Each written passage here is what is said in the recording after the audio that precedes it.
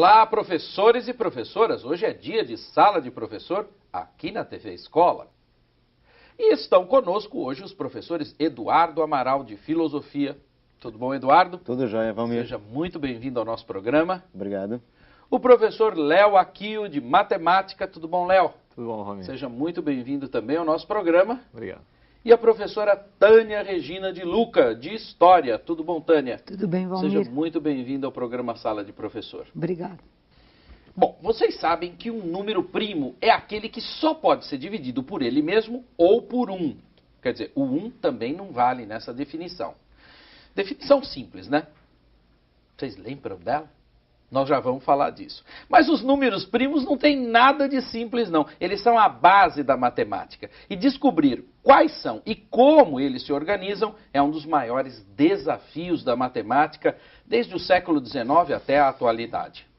O documentário Como Tudo Começou, da série A História dos Números Primos, nos mostra como há 2000 anos o homem vem tentando decifrar esse enigma. Matemática é o centro do documentário, apesar de não ser um assunto do ensino médio, né, Léo? Vai ter um trabalho bem interessante para os alunos do ensino médio trabalharem no fundamental. Atenção, professores de matemática. Foi lançado o desafio. Aliás, há muitos desafios no programa de hoje. Bom, eu considero que a matemática, ela está no ensino médio, ela serve basicamente para você desenvolver o raciocínio lógico-matemático. Então, independente do assunto, como você falou, o número primo é só um número que divide por ele mesmo por 1. Mas e aí? O que tem de consequência nisso? Não, porque ficou uma coisa esquisita, né? Porque avançou com uma mera técnica e a técnica passa a ser mágica. Então ela volta, reconverte para o pensamento mítico.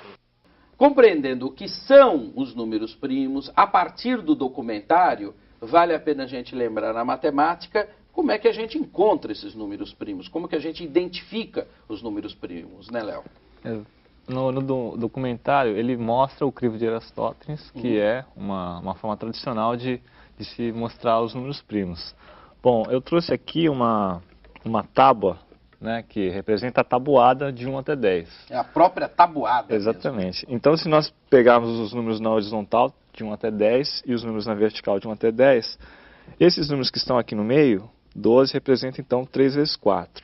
Mas como que a gente usa essa tabuada para identificar números primos? Se a gente tomar o número 6, claramente o 6 é 3 vezes o 2. Certo. Né? Então quer dizer que o 6 ele é composto pelos números 2 e 3. Se a gente pegar o 7, a gente não consegue de forma nenhuma fechar um retângulo. Né? Sempre sobra um retângulo aqui, um elemento. Então, nós concluímos que o 7 ele só pode ser escrito como sendo 7 vezes 1. Ah, tá. Daí... Então, essa não é uma forma prática de se ver que números são números primos. Né? Se você consegue formar um retângulo, você, obviamente, tem... Aqui o 9, por exemplo, tem um número composto. Certo. E se você não consegue fechar um retângulo, como o 7, por exemplo... Tá aí uma coisa simples que dá para fazer dentro da sala de aula, né? Não precisa ser uma coisa sofisticada, pode ser feita de papelão, pode ser feita com material até reciclável, né? Reutilizável, né? E com madeira também, né? Essa tabuada é bem caprichadinha, mas dá para fazer outras tabuadas também, né, Léo? Sim, com papelão, com tampinha de garrafa para representar os cubinhos. Dos pitagóricos, passando por essa ideia de átomo do próprio número, que os números primos trazem, há uma série de jogos dentro da própria matemática que permitem trabalhar essa noção, não só dos números primos, como da formação de todos os números. Né? É importante salientar, Romir, que o professor tem que tomar cuidado não transformar a matemática numa coisa mítica mágica, né, como o Edu falou. Então, eu trouxe uma proposta aqui de atividades com números primos. Escreva o número 20 como um produto de dois números diferentes de 1. Então, os alunos vão pensar, alguns vão escrever 2 vezes 10, certo. Outros vão escrever 4 vezes 5. Sim. Aí tudo bem. A segunda proposta é que eles escrevam o número 20 com um produto de 3 números diferentes de 1. E aí eles vão pensar e vão chegar a 2 vezes 2 vezes 5. Uhum.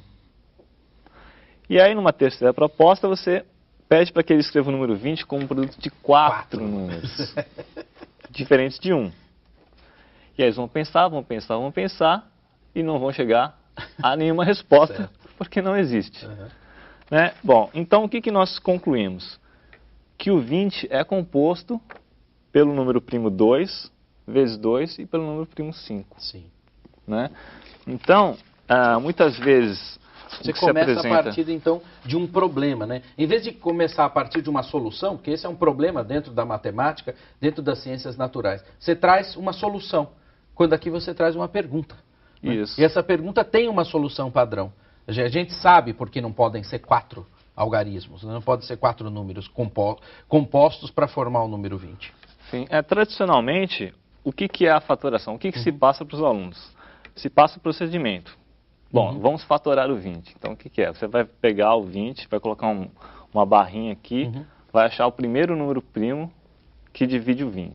Então, 2. Depois, acha o 10, o número que divide o 10 é o 2 de novo. Acha o 5, o número que divide o 5 é o 5 e resta 1. Certo. Bom, isso é uma coisa, assim, um procedimento que para os alunos é um negócio... Bom, para que serve isso? Né? Bom, então esses números aqui à direita, o que eles são? São, na verdade, a decomposição do 20 em números primos. Sim, são os primos. São os primeiros números, os átomos, né, desses números. Né? Muito legal trabalhar dessa maneira com os alunos. Você fez um jogo aqui com o número 20, né, para falar sobre a fatoração, né, Léo? Mas existem muitas outras possibilidades, né? Sim, a proposta que eu vou lançar agora é a gente desmistificar o MDC, né? Então, o MDC, que eu gosto de chamar de maior divisor comum em vez de máximo divisor comum, né? Então, o MDC, tradicionalmente, tem um algoritmo complicado, né? Que é o algoritmo de Euclides e os alunos geralmente não entendem, né? Eu mesmo na faculdade, quer dizer, só na faculdade que eu compreendi esse algoritmo. Bom, então eu estou querendo buscar o máximo divisor, um número que divide o 12 e o 18. Certo. Tá? Então, eu quero observar o 12 e o 18 na sua forma fatorada, ou seja, eu estou vendo a intimidade dos números 12 e 18. Então aqui temos o 2 e o 3. Né? E no 18 nós temos o 2 vezes 3 vezes 3. Certo. Bom, então claramente o 2 divide o 12 e o 2 divide o 18. Certo. São divisores comuns. Mas eu pergunto, são o maior divisor comum? Certo. Não. Por quê? Porque o 3 divide o 12 e o 3 divide o 18 também. Sim. Bom, mas se o 2 e o 3 dividem o 18, o 6 é o maior divide o 12 e divide o 18, é o maior que divide os dois ao mesmo tempo. Então está aí. Esse tipo de questão é fundamental. O professor do ensino médio pode e deve recuperar essas questões. O vídeo, né, ele ajuda a visualizar uma aplicação prática da matemática que às vezes numa sala de aula fica complicado, né? Para falar da história da matemática, para falar da aplicação da matemática, para falar da aplicação, como a matemática aparece na natureza. Então, o vídeo é um recurso bem interessante.